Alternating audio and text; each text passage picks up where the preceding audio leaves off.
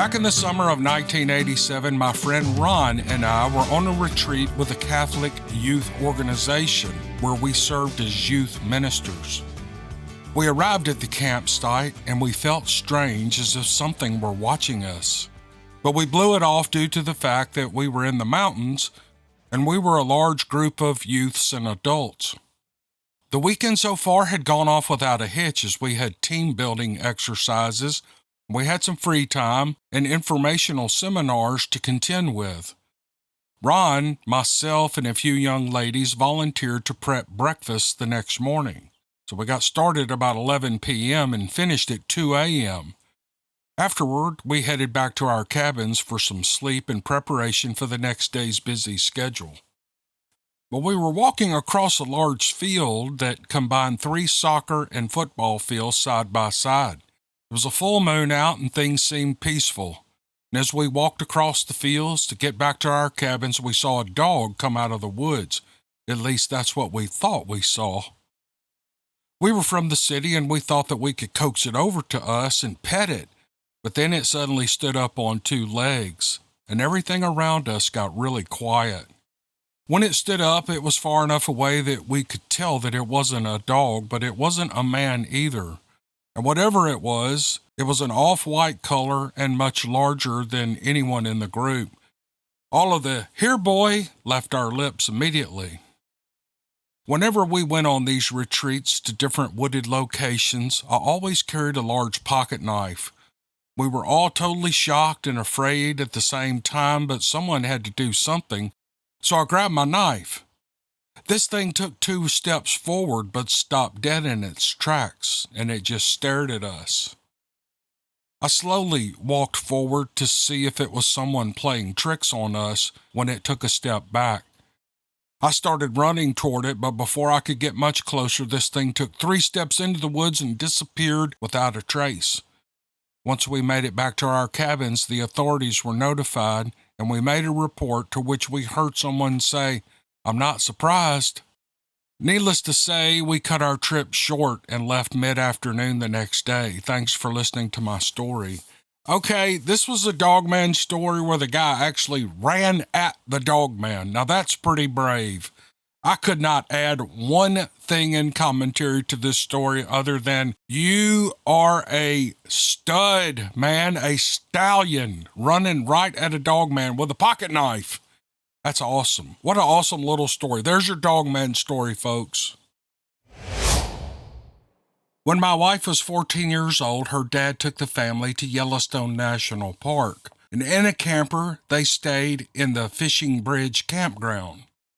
Sometime during the night, my wife was awakened by a noise outside. She pushed the curtain back just enough for her to see out the window, and she was surprised to see a large man.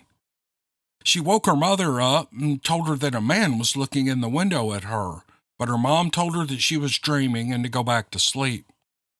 She decided to take another peek to convince her mother that something strange was out there, but again, her mother told her to go back to sleep.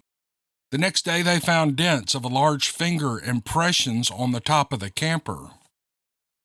In 1972, when I came back from Vietnam, I decided to go to Bible college. We moved to Toka, Georgia, and lived in a low-income government housing project to be near the school. In the woods behind our house, we would often hear knocks coming from the woods at night. The college had 1,100 acres. Students were allowed to hunt above the main campus. On the upper campus, there was a large lake with an earthen dam. One day, my wife and I were up there scouting for upcoming deer season. We were walking beside the beaver ponds when we began to hear footsteps paralleling ours in the woods. I thought maybe it was a black bear, but I wasn't too worried because I had a .30-30 rifle with me. But something was unsettling about the sound of it. It didn't sound like a bear, it sounded like a heavy-footed human. After the new year, we moved to a different house on the mountain. The owner of the house was a farmer who gave me permission to hunt on his land, including the forested part. We never ran into Bigfoot while we were hunting, but we would hear them in the woods at night from the house. When one of them came close to the house, all the sounds would come to a sudden halt. And then the strange howls and other unnatural vocalizations fill the air. My wife and I are in our 70s now, and we plan to go camping this summer, and we hope to see a Bigfoot or two. We live in Wyoming and are planning to go to Northern California, Oregon, and Washington. Oh man, I hope you get to see a couple of Bigfoots. That would make the trip worthwhile. That would be worth going camping, I think, as long as they're not too close. We don't want Bigfoot too close to us. We want to see them way over there. That's where we want to see Bigfoot. Thank you to the writer for sending this story. I thought it was great. On a cloudless spring day in the California Central Valley, I could see the Sierras clearly to the east 100 miles away. I had been outside in the backyard for my Saturday morning chore of burying dog poo. Fortunately, our dogs were savvy enough to relieve themselves in generally the same area of our half-acre yard. 7 redwoods lined the west side of the fence, and a shallow concrete pool filled with colorful koi adorned the east side. I began to dig a hole near the tool shed at the south corner without a conscious thought, and I turned my head to the east as if anticipating something was coming at me. In midair, a gray-colored creature stopped abruptly and hovered upright about a shovel's length away, just above my eye level. What the heck? I thought, as we observed each other for 5 long seconds. It was enough time for me to get a good look at it close up in bright daylight. I looked first where most animals have eyes. The flying creature had tiny black eyeballs, if that's what they were. The rest of the eye areas were darker shades of gray. I saw no mouth and no nose. The thing had a body like a worm. It was 2 feet long and 1/4 of that wide. It had transparent wings, but they did not reach out like a bird's. Instead, they were adjoined alongside its entire body on both sides, and they moved in waves, very much like a cuttlefish. As quickly as it appeared, it flew off to the south, and I lost sight of it when it passed my neighbor's plum tree. It seemed to dissolve into the sky. Now, I'm no stranger to paranormal activity, but this was weird even for me. I finished my chore while engraving every detail of that buggish bird in my mind. I told my wife as soon as I entered the house, "I just saw something out of a fairy tale, sweetheart." Of course, she didn't know what to say. Although we had been married only a few years, by then she had witnessed several unnerving events in my company. Because of those scares and resolutions involving the dead, she gave me the benefit of the doubt. 2 weeks later, I watched an episode of Monster Quest. A news cameraman had captured on film an unexplained flying object at LAX on several occasions streaking across the sky at low altitude. The UFOs appeared like long, thin gray forms traveling so fast that human eyes can only see them on film. Monster Quest named them rods. A news anchorman seconded the recorded sightings. Videos by other camera personnel in other places around the world showed that humans didn't notice them as unknown animals darted by. That's it. That's what I saw. I was so excited that others had seen them too, even if only on film. I jumped off the sofa and Googled to find the cameraman who first videoed these creatures. He had a website just on this subject.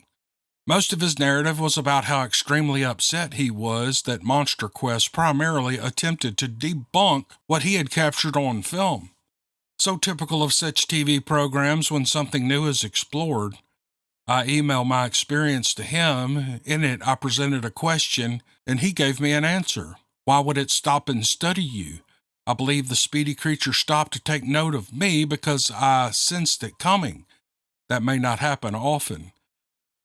It's been more than 20 years since I met that rod animal. I would be pleased to encounter it another time anywhere. I live in the East Midlands of England, a rural area about 15 miles from the nearest city. There are only 20 houses in our village, and close by are the acres of woodland. I've walked in those woods countless times with friends, and I never found anything unusual other than the occasional tent. A man lives in those woods with his well-trained dogs that regularly compete in dog shows. I've never heard them bark once in all the times I visited them. During the COVID epidemic, I decided to take up running. Due to the situation, we were only allowed to exercise outside once a day, and I decided to go for a run in the mornings. It went well for a few weeks. I improved, I lost weight, and I enjoyed myself. I would run about a half-mile up the road and back. Eventually, I decided to run to a small bridge over a ditch about a mile up the road. I ran there every day for a week or so. When I ran, I listened to music to help distract myself from fatigue and exhaustion. My music was never too loud, just in case a car came down the road. One day, I was approaching the bridge, and I kept hearing something other than my music. So I got to the bridge, and I stopped to listen. As I took my earphones out, I heard a loud howl from the woods another mile ahead. I stood there for a moment to try and catch my breath, and moments later, another howl came, but this time it was closer. I searched my brain to think of what could be making that noise. I knew that the man who lived up the road had dogs, but like I said, they were trained and obedient.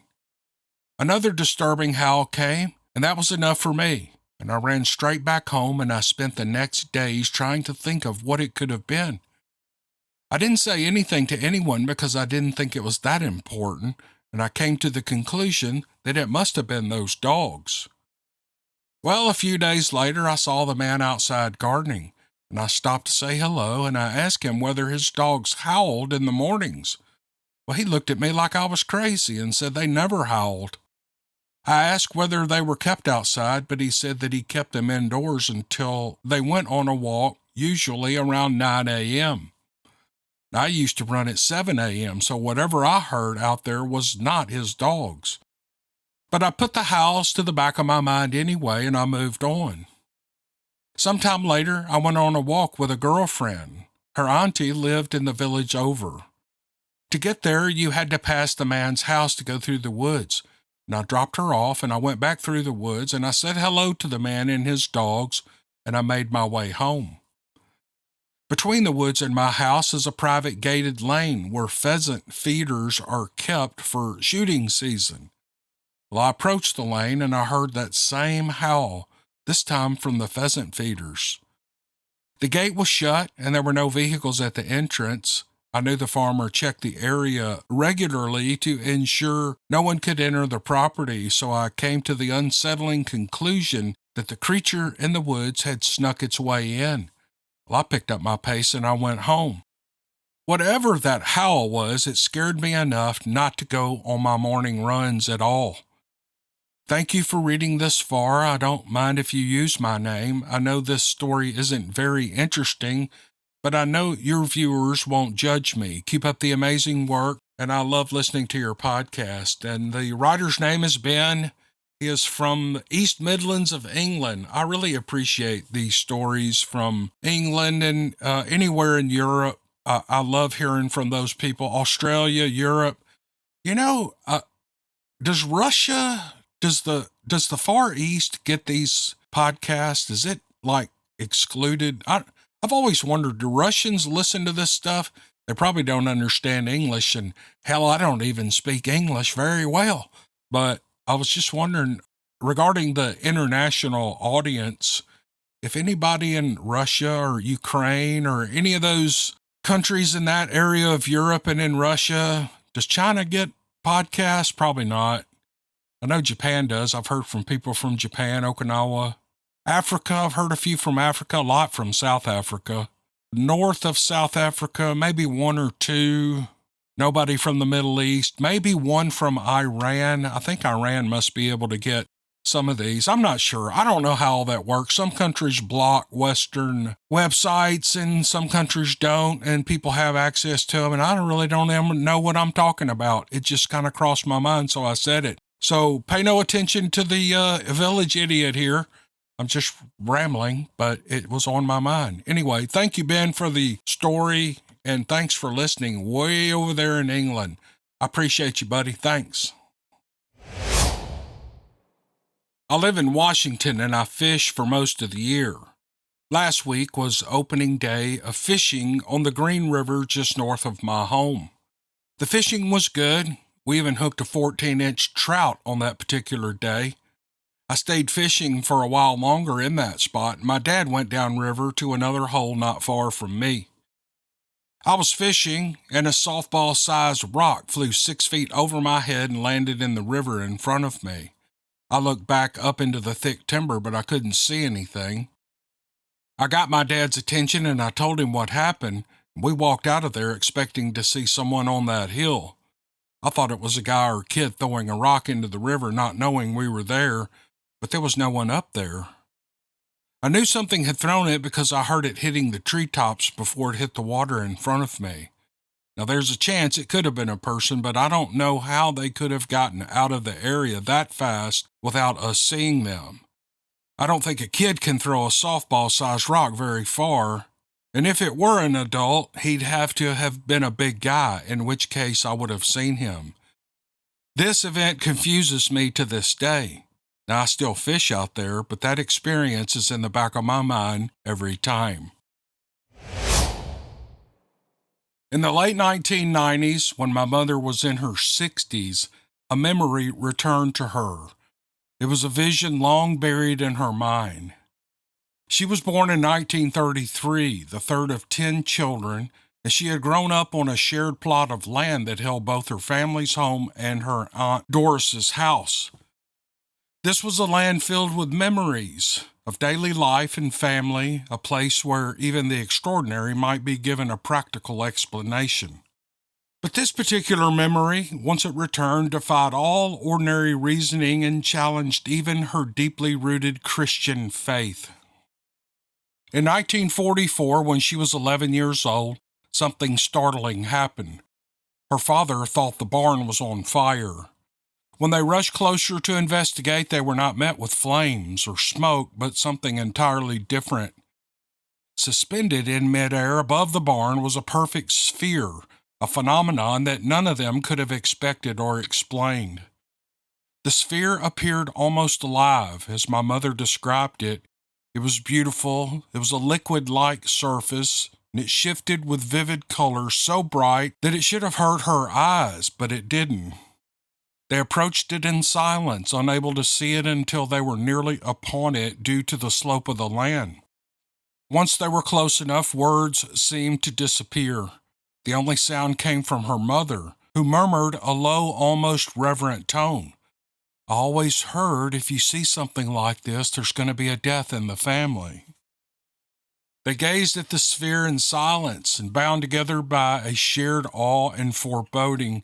And although the experience was powerful and unsettling, none of them ever spoke about it again. My mother couldn't remember how they returned to the house afterward. The memory simply faded, hidden somewhere in her mind as if shielding her from something that lay beyond understanding. Then, on a day in 1997, as she was going about her day, the memory resurfaced, as vivid as the moment it happened. And she found herself asking aloud, "Where did it go?" The vision returned with such force that it felt less like a memory and more like a glimpse into an unresolved part of her life. She shared it with me, describing the sphere as if she were seeing it again. The liquid colors, the eerie silence, and the brightness, all still so real to her. Her devotion to honesty left no room for doubt in my mind, and her telling was so detailed that we even talked about visiting the hypnotist to try to uncover more, but we never did. Now that my mother has passed, I often think back on her story, and I wonder what she might have discovered if we had pursued it further. I imagine that in some way she finally knows all there is to know about that sphere and the mysteries of that day. Her memory of it remains vivid in my mind, a story that transcends time and serves as a reminder of the mysteries that lie just beyond what we can see. Thank you, Cameron, for letting me share this. Keep up the good work and stay just as you are. God bless you and your family. Signed, Tina. God bless you, Tina. Thank you for that memory of your mother. It's really intriguing. And how do you describe these things? It's just a warm memory of something unusual. I don't know. I'm not even going to try it. She has her feelings about it, and that's all that counts. What a nice story. What a nice, unusual story. Thanks, Tina. All right, here is a set of multiple encounters from Carl and Michelle in Arkansas. And she titles this email Our Encounter. So I'm just going to read it. At the end of the email, she says, if you need to edit it, go ahead. Michelle, I didn't have to change a word in this. You wrote it perfectly, at least perfectly enough for me to read it. So here we go. All right, here we go. My name is Michelle, and I'm 54 years old. My husband, Carl, is 46.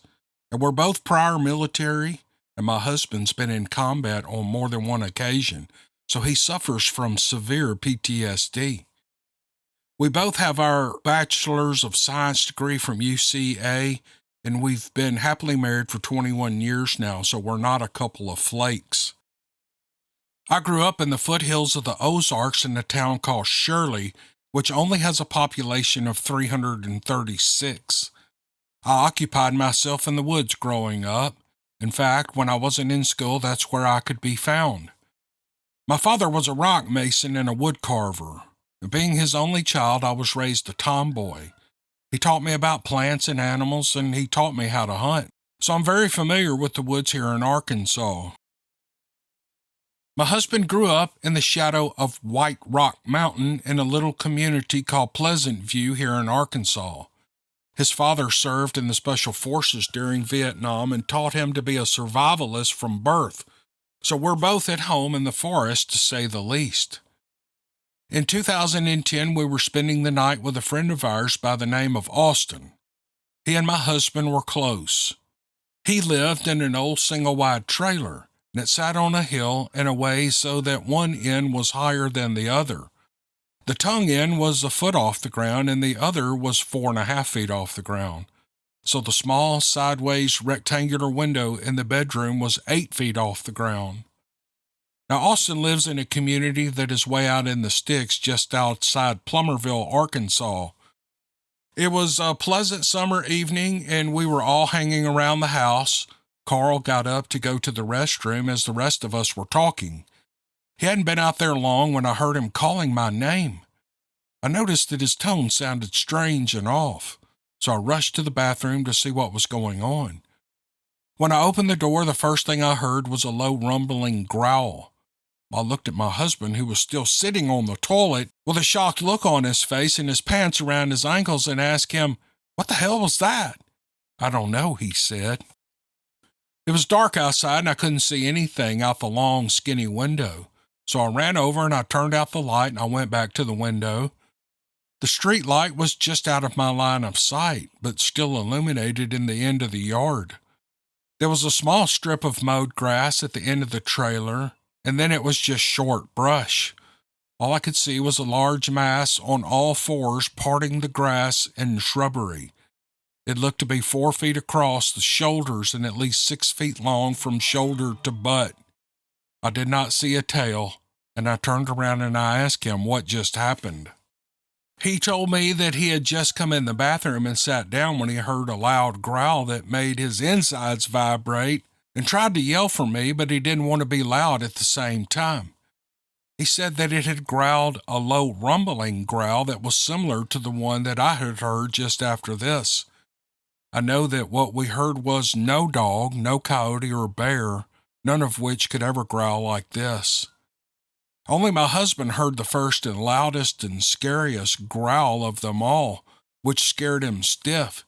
He said he felt all the blood in his body pour down to his feet in fear. Worst of which was that he felt that first growl in the back of his neck, literally through the open door, which only had a screen between him and the beast. He said he was afraid to turn around and look out the window, and he swore it sounded like a werewolf from a movie and was canine for sure, and doesn't remember if he smelled anything. At this time, he had never researched or knew about dogmen or werewolves being real. My husband said that when he was sitting on the toilet and the beast growled on his neck, it was the scariest moment of his entire life. Now that's coming from someone who has seen the absolute worst and best of all humanity. He said if he hadn't been on the toilet, he'd probably have wet or soiled himself. Austin had the pit bull outside tied up in the back corner of the trailer, almost right next to the window that was located behind my husband, as he did his business in the toilet, and we never heard a peep out of her during all of this. This all happened late in the evening, and in the morning we found out why.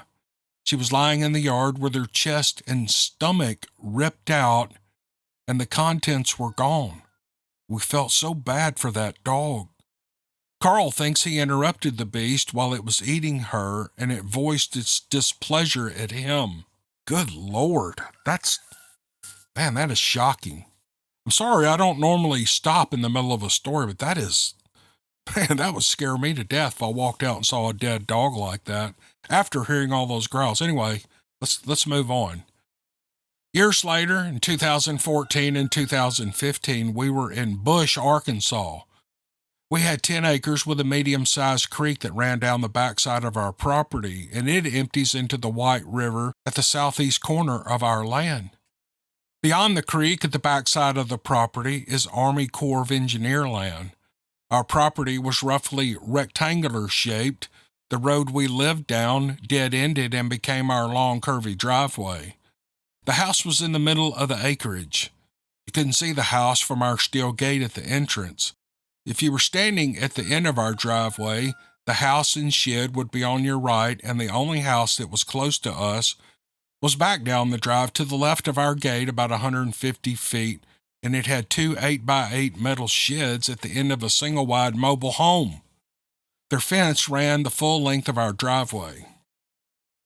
The first time something happened, I was taking Sugar Bear, our miniature poodle, out to go to the bathroom around 2 a.m. I usually walked her on a leash because there are bobcats and coyotes, and my husband even went face-to-face with a mountain lion one evening, even though Game and Fish denies that they are here.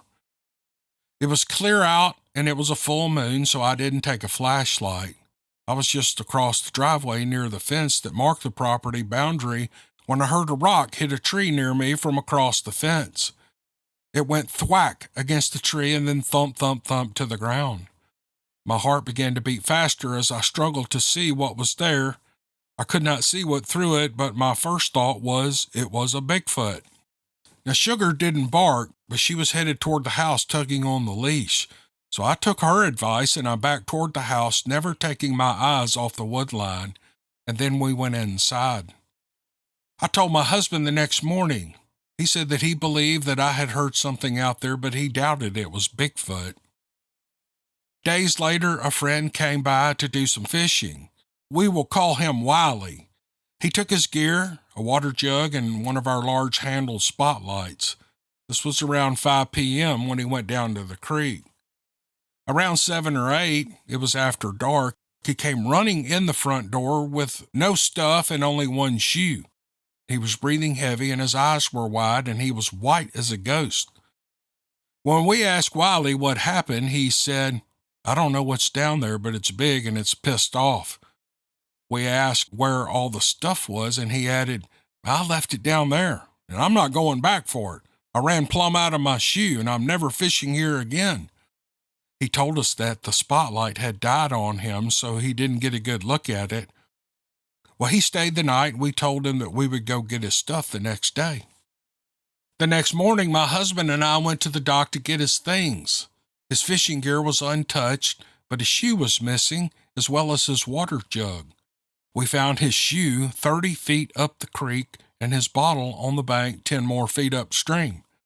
My husband didn't know what to think because Wiley was a bit of a lush and he had a tendency to spin a good yarn now and then, but I believed him. I mean, the man ran out of his shoe and he kept running. Later, I was taking Sugar out at approximately 2:30 or 3 a.m. This was a week or so later. This time, instead of heading toward the river, I took her toward our gate at the opposite end of the driveway. I had a small handheld spotlight with a click switch on it that night. We had turned off the street light that stood between the house and the shed because we liked to look at the stars. As we walked past the sheds, which was on my right, I heard a loud bang as something huge smacked the side of one of the sheds. I was so startled that when I jumped, I clicked off the light and I dropped it at my feet. As fast as I could get it picked up, I turned it on and scanned the shed area. Well, there was nothing, absolutely nothing is what I saw. I figured it was hiding behind one of the sheds. This time Sugar ran behind me barking.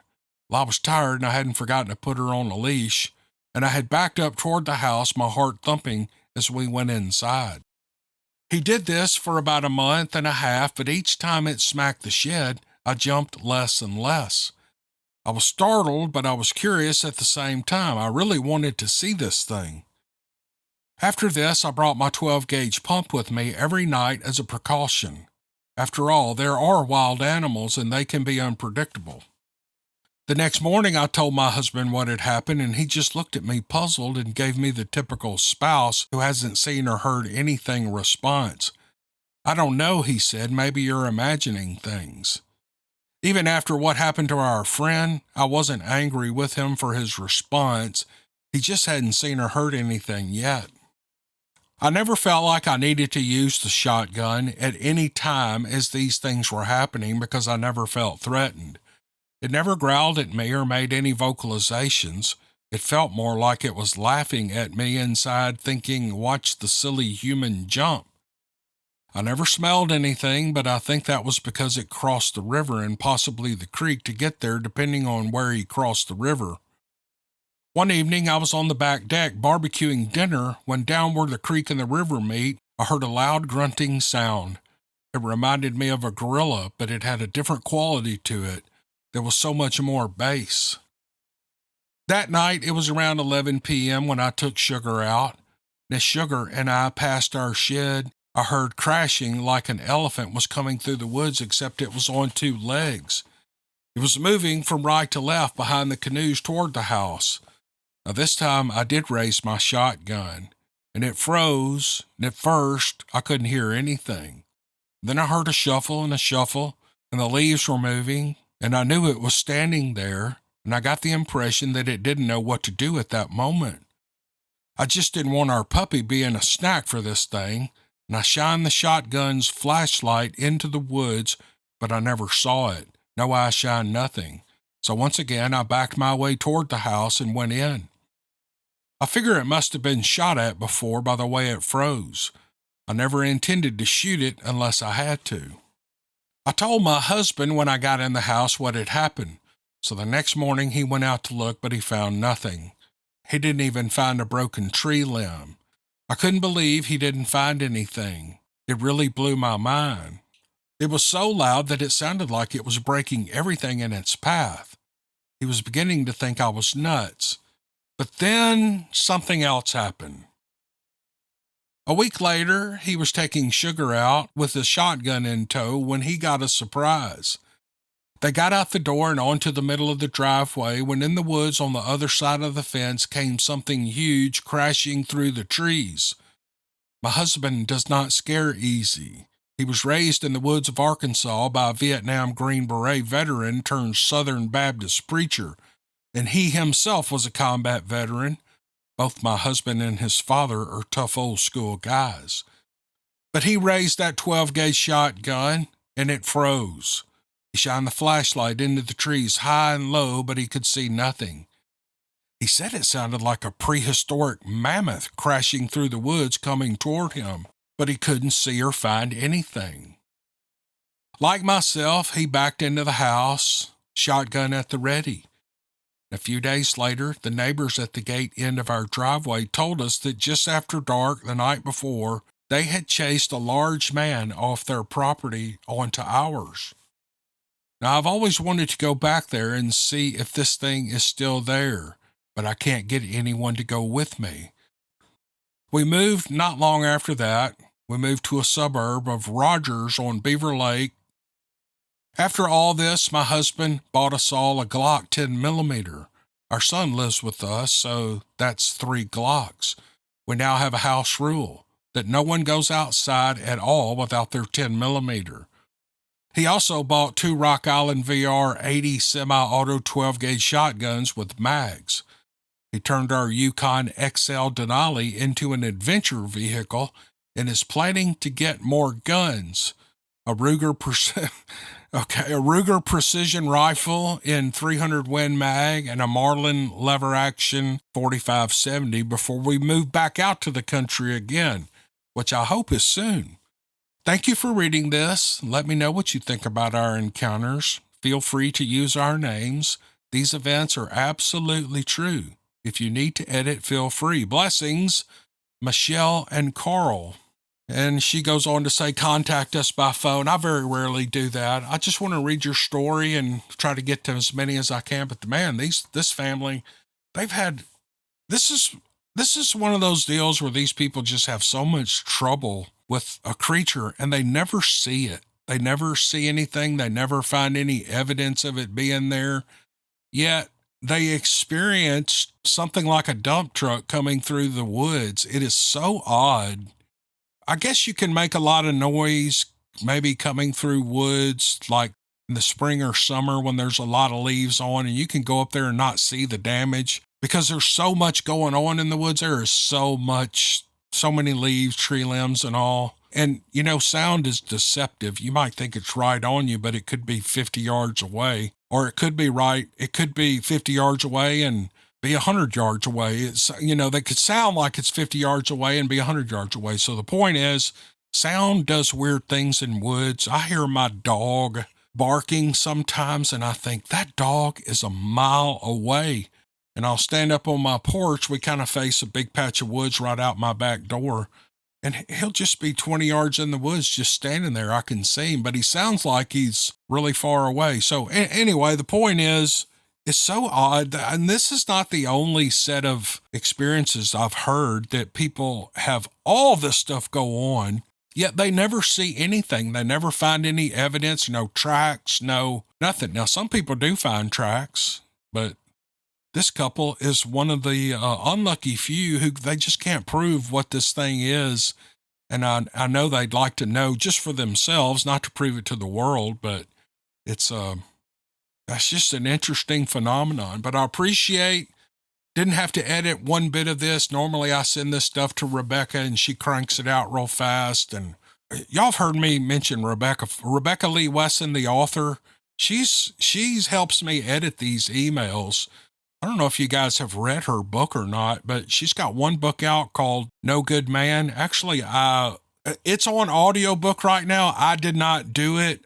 Christopher Lane, who is an exceptional audiobook narrator, narrated her book. But I did one chapter of it just to help promote her book. Rebecca's pretty cool. She's a writer. She's a screenplay writer. She's got a young family. I don't know. She's an exceptional person and stays busy all the time. Look her website up, Rebecca Lee Wesson, and find her book, No Good Man, on Audible or on Amazon. Buy it and read it, or buy it and listen to it.